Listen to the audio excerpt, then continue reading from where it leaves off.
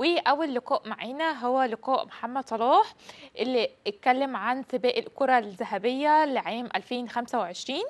فقال: أرى نفسي الأفضل دائما.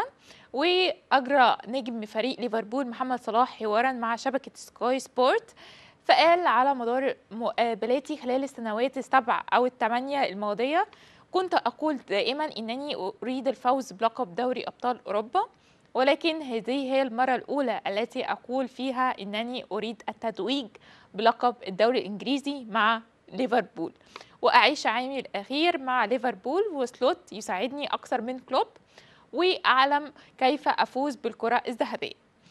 تاني لقاء معانا هو لجوارديولا خلال المؤتمر الصحفي اللي كان يوم الجمعة اللي فاتت، ووضح خطط مانشستر سيتي في انتقالات يناير.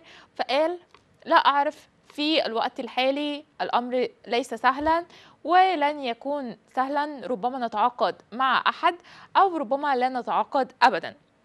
تاني تعليق هو لجيمي ريدناب لاعب ليفربول السابق اللي اتكلم عن محمد صلاح وقال: محمد صلاح يلعب بشكل جيد للغاية، وكما قلت أرقامه مذهلة، وما يقدمه يجبر ليفربول على منحه ما يريد، وهو ما أتوقعه أن يحدث.